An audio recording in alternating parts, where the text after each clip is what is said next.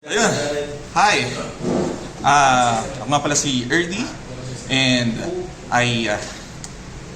super hindi close.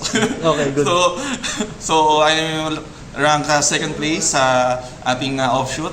So I am playing Kulchun. Uy! Cool, Chun! Yes. So with this, ito ang aking deck profile. Kulang ako ng isang rotary, so dalawang rotary lang. Okay. Dalawang rotary. Rest ng resulta. Dalawang rotary.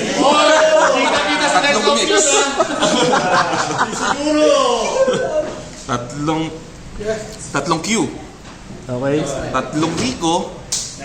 At isang clip. They're saying that I should play 2 clips. But I guess you can recycle clips, so I guess it can be one. Okay.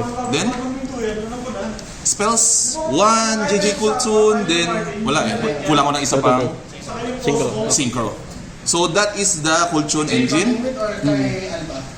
Next is yung mga mga non-engine. Engine, okay. Non-engine, syempre, non-engine pero tuner. Okay. Tatlong Ash. Lahat-lahat na to. Tatlong Bell. Tatlong Ogre. Tapos may isang Droll. At yung pinaka-favorite ko sa lahat, grabe yung Cypring package, nakita nyo? Ito po pala, shoutout po sa driver, 100% draw rate. Grabe. Aging madikit sa kamay. So, this is my hand traps / engines. Okay. And this is my extenders. So, tatlong Duels Genesis. One and only, Synchro Overtake. Managum Reframing. It can be searched by Misa Samtara. Then, 3 Imperm. Oh, I forgot. 2 Veil. 2 bailer. Just to complete the 40 deck. Next, for the main deck, actually I am playing Extra deck. extra deck.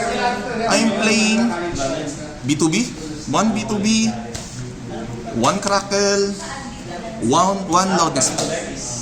Then 2 RS, 2 Maker, 2 Remix. That is all the Kulchun. Then on the rest, I have 1 Big Master Pack Beat. Of course, the Visas. Then the Omni-Negate na hindi man lang lumabas ni isa. Malong. Tapos supposedly Wind Pegasus but wala na, so Espilitan na. So for the side deck, For the side, oh my, di ko na-prepare yung side deck ko. sige, okay na lang. Thank you. Thank you. Edi shoutout. Shoutout nga pala po sa kay JM, dahil inano po niya ako rito, hinatak niya po ako dito kahit wala po akong tulog. Natulog po ako sa labas ng aming flat. Yun po, ilan po. Salamat. Okay. Good.